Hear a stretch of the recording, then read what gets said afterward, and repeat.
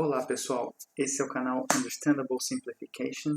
Meu nome é Rafael Basílio. Se você gostar desse vídeo, deixe um like, compartilhe e se inscreva no canal. Vamos lá pessoal!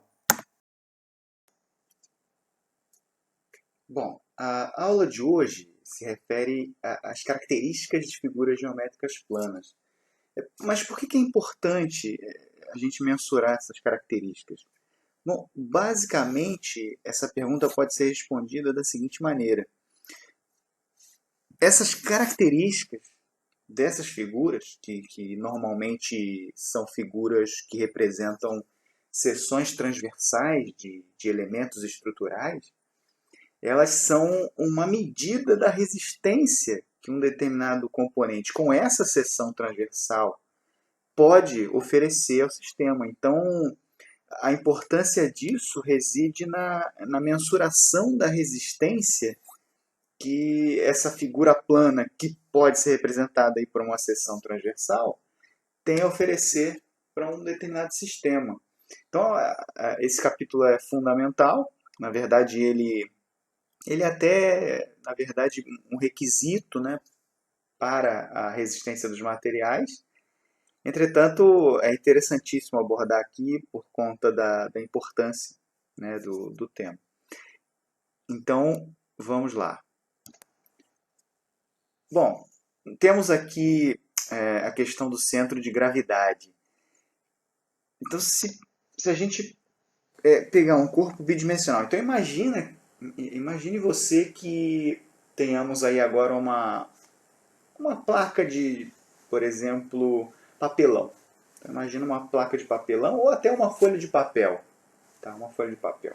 Então imagina que você suspenda uma folha de papel por 2 dedos seus. Então, uma folha de papel, você pega por um ponto qualquer dessa folha de papel, por 2 dedos, e ao suspender essa folha de papel, existe uma determinada posição em que a folha de papel encontra o equilíbrio. Então, se a gente simplesmente traçar uma vertical aí, ortogonal ao chão, na folha, né? A gente desenha essa vertical ortogonal ao chão na folha. Então a gente tem a primeira reta. Se a gente agora pegar essa folha de papel por outro ponto qualquer, tá? Essa folha de papel agora vai encontrar uma nova posição de equilíbrio, tá? E a gente vai poder desenhar uma nova reta, tá? Vertical, ortogonal ao chão. O encontro dessas retas é o chamado, para um corpo bidimensional, é claro, né? O encontro dessas duas retas é o chamado centro de gravidade. Então, na prática, como é que a gente encontra o centro de gravidade? Fazendo esse experimento. No corpo bidimensional, por 2 pontos, 2 retas, o encontro dessas 2 retas vai proporcionar o centro de gravidade. Para um corpo tridimensional, 3 pontos, 3 retas, o encontro dessas 3 retas é o chamado centro de gravidade. O corpo encontra a posição de equilíbrio, né, nessas 3 posições. Então, aqui eu estou colocando esse experimento, conforme acabei de relatar, e mostrando que então a gente pode representar, né, nesse ponto chamado centro de gravidade, a gente pode representar a força-peso desse componente, ou seja, dessa folha de papel, por como se ela tivesse inteiramente atuando nesse ponto. Tá? Então aqui está esse experimento do qual eu menciono. Então, por 2 pontos distintos, a folha de papel, essas 2 retas se encontrando. Então, a gente até pode representar essa força-peso ali atuando no encontro dessas retas. Tá? Então, o centro de gravidade, a definição experimental é essa. Tá? É claro que, imaginem vocês que a gente tem agora um equipamento mecânico ou qualquer objeto mais pesado do que isso, e consideravelmente pesado até. Sinceramente, nós não dificilmente vamos ter oportunidade ou vamos conseguir fazer esse teste experimental num equipamento. E além disso, é claro, a gente pensando em etapas anteriores até a fabricação, por exemplo, a gente está no nível do projeto, do produto ainda, então a gente sinceramente não vai conseguir fazer esse teste porque o produto não foi fabricado ainda. Então a gente tem que mensurar antes mesmo do produto ser fabricado onde é o ponto do centro de gravidade desse produto. Tá? Mas o porquê que é importante isso? Tá? Por que é importante encontrar o centro de gravidade? Por que eu vou avançar um pouco mais e já vou explicar o porquê é tão importante acharmos esses centros. Né? Agora a gente vai falar um pouquinho aqui no que se refere a uma estratégia infinitesimal, tá? Ainda no centro de gravidade, em que a gente tem um corpo formado de infinitas partículas. Cada partícula dessas contribui com uma parcela, chamando aqui de um elemento infinitesimal dW, né? dW atuando nesse elemento infinitesimal. Então, dW é a força-peso desse elemento infinitesimal. Então, cada elemento infinitesimal desse corpo vai contribuir com a força-peso total no final. Tá? Então, pelo princípio dos momentos aqui aplicado, né, a gente tem que o momento dessa força gravitacional, então, esse momento resultante, ele advém da contribuição de todas essas partículas infinitesimais, digamos, e traduzindo isso matematicamente falando, a gente tem então a contribuição de cada um. Na verdade, se a gente olhar que dW é a contribuição individual, então dW vezes um braço de alavanca X aqui, então a gente está falando de um momento, né? Um momento aplicado aqui, é a mesma coisa dWy, dWz. Nesse caso, estou mostrando aqui uma figura bidimensional, então não teria o z, mas é o caso aqui da generalização para um corpo tridimensional.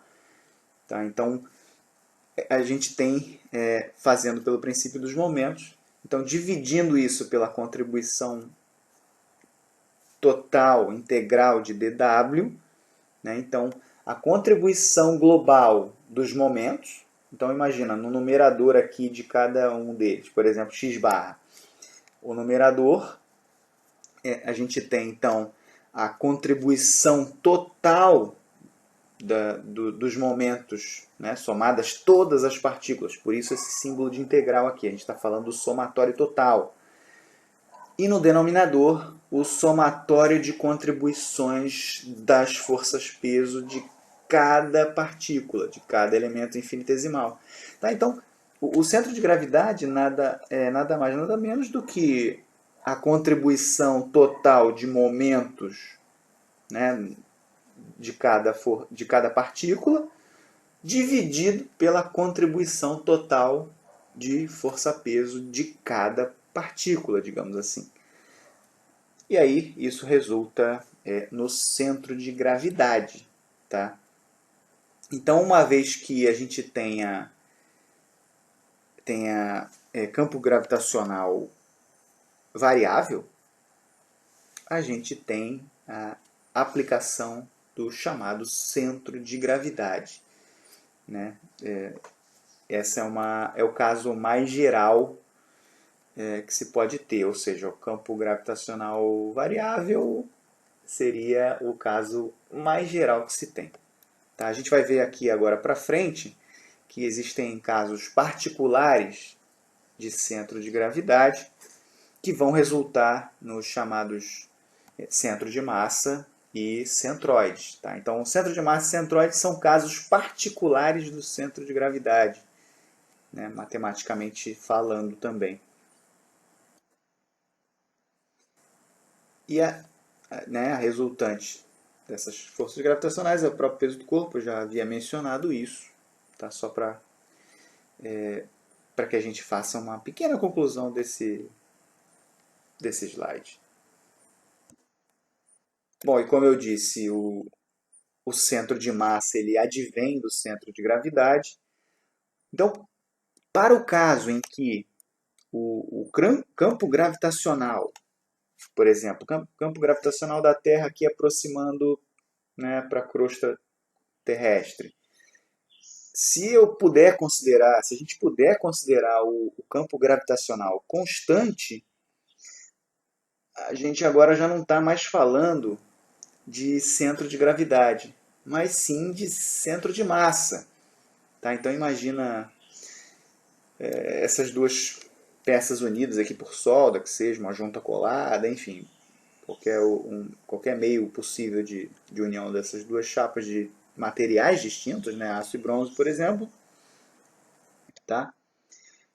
Então, como são dois materiais distintos, são duas massas específicas também distintas, e isso faz com que a gente não tenha mais por exemplo, pontos geométrica, se a gente pegasse por geometria aqui, digamos, o centroide dessa peça daria no meio da altura do retângulo e no meio da largura do retângulo seria ali. Mas como são materiais distintos, a gente já não tem essa facilidade, de modo que precisa se levar em consideração a massa específica, né, do, do material, dos materiais em questão. E nesse caso, levando em consideração a massa específica, a gente está falando da, da massa. Né? Então, quando a gente tem então o caso em que o campo gravitacional é constante, a gente tem a consideração apenas agora da contribuição de massa de cada uma daquelas partículas que a gente viu no slide anterior. Então, se a gente lembrar que dW, que é um peso infinitesimal, ele pode ser representado por campo gravitacional vezes uma massa infinitesimal. Então, W é igual a m vezes g, ou dW é igual a dm vezes g. Se a gente tiver aqui a substituição do dW dos slides anteriores lá, e a gente colocar aqui, a gente vai verificar que como g é constante, então g é constante tanto no numerador quanto no denominador. E aí a gente vai ter o corte, né, de ambos os g's do numerador e denominador, ficando assim com a massa. Né? Então, a gente tem aqui agora a contribuição de massa de cada partícula. Né? Então, isso. Então, agora no numerador, a gente tem a contribuição de massa de cada partícula vezes a distância em que ela se encontra com relação ao eixo que se quer calcular, dividido, e agora, então, no denominador, a gente tem a contribuição total de massa, né, somadas todas as partículas. Então, a gente tem lá o centro de gravidade, quando a gente tem o campo gravitacional constante, então, na verdade, a gente não mais está falando do centro de gravidade, mas sim do centro de massa. Tá? Então, só para deixar bem claro aí. Então, agora a gente já pode usar no trabalho ou nas instituições às quais pertencemos, a gente já pode utilizar a nomenclatura adequada. Tá? Então, isso é muito importante visto que isso denota o quanto você sabe acerca do tema. Tá? Então, a gente pode achar aqui, por exemplo, o centro de massa dessa peça de bronze e aço, de modo que a gente possa, por exemplo, e aí eu acabo aqui introduzindo uma das partes mais importantes, né, do que se refere a essas propriedades, né, de centro de gravidade, centro de massa e centroide. Um dos motivos pelos quais essas quantidades são calculadas. Por exemplo, imagina que nós queiramos içar essa peça de bronze e aço.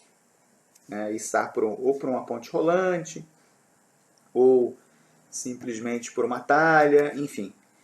Qual seria, aí a pergunta vem agora, qual seria o ponto pelo qual nós içaríamos se a gente tivesse um cabo de aço só? É claro que essa operação quase não é possível, é insegura, mas se a gente tivesse um cabo de aço só para içar esse conjunto, qual seria o ponto de prendimento desse cabo de aço? Então, exatamente, seria o ponto chamado centro de massa. Então, achando o centro de massa para um conjunto de peças em que a gente tem diversos materiais, temos então o centro de massa como sendo o ponto ideal para o içamento dessa peça. Então, imagina, para um chão de fábrica, como isso é importante, né? O centro de massa, então, vai fazer com que haja o transporte desse conjunto de maneira segura. Né? Então, na verdade, a gente faria aqui, por exemplo, 4 cabos de aço, um em cada vértice, convergindo. Então, a convergência desses 4 cabos de aço, né? A união desses 4 cabos de aço aqui num outro plano para frente do slide. Então, seria aqui esse ponto de convergência, ele teria que estar alinhado com o centro de massa. Tá? Só para ilustrar, então, a importância do que a gente está falando aqui. Bom, e quando a gente tem o caso do mesmo material, então agora a gente já não tem mais um conjunto, por exemplo, aço-bronze, a gente tem, por exemplo, tudo aço 4130, por exemplo, a gente agora está falando basicamente não mais de centro de gravidade, não mais de centro de massa. Estamos falando agora de centroide. Então, cuidado com essa nomenclatura, ela tem que ser muito bem utilizada. Tá? Então, se a gente tem o mesmo material, então temos o mesmo peso específico, mesma massa específica, a gente está falando de centroide. Então, agora tudo se resume à contribuição, se for um corpo tridimensional, volumétrica, se for um corpo unidimensional, do comprimento. Tá? Então, só dando aqui alguns exemplos. Tá? Então, qual é aqui a simplificação que foi feita a partir do centro de massa? Então, a partir do centro de massa, a gente sabe que massa é igual a massa específica vezes volume. Então, a gente tem que uma massa infinitesimal é igual a massa específica vezes um volume infinitesimal. Então, dm é igual a ρ dv, sendo ρ a massa específica. Né? Então, a gente tem aqui, por exemplo, x barra para volumétricos aqui, a gente tem que a contribuição de x barra é, no numerador, a contribuição de cada volume de cada partícula, vezes um x centroidal dessa partícula com relação ao eixo, dividido pelo denominador, né? E nesse denominador existe ali o somatório, né? Digamos assim, integral da contribuição de todas as partículas no que se refere ao volume. Tá? Então a gente tem, e isso vale para y barra, vale para z barra, tá? Então tudo isso é para qualquer eixo do sistema de coordenadas aí x, y, z, normal, euclidiano. A mesma coisa pode ser estendida aí para linhas, né? Então a gente tem lá um determinado comprimento de linha e a gente tem a posição x centroidal de uma determinada linha, ou y centroidal de uma determinada linha, tá? E essa contribuição, então, vai ser no numerador da contribuição de cada comprimento vezes a posição, né, centroidal desse elemento infinitesimal, dividido pela contribuição de comprimento global, né, agregando todas as partículas. Então, se a gente pega ali uma partícula r de θ, né, ela possui um centroide próprio, né, no meio aqui dessa parte que a gente está vendo em vermelho, desse arco aqui à direita, né? Então, com relação a x, por exemplo, tá? Então, só para dar um pequeno exemplo, a gente vai resolver pelo menos dois exemplos, dois exemplos disso. Acho que porque melhor que teoria, acredito que resolução de exercícios é o que traz aí o know-how necessário para que a gente consiga prosseguir e aprendendo a fazer, fazendo, né? Bom, me despeço por aqui. Até o próximo vídeo, se Deus quiser.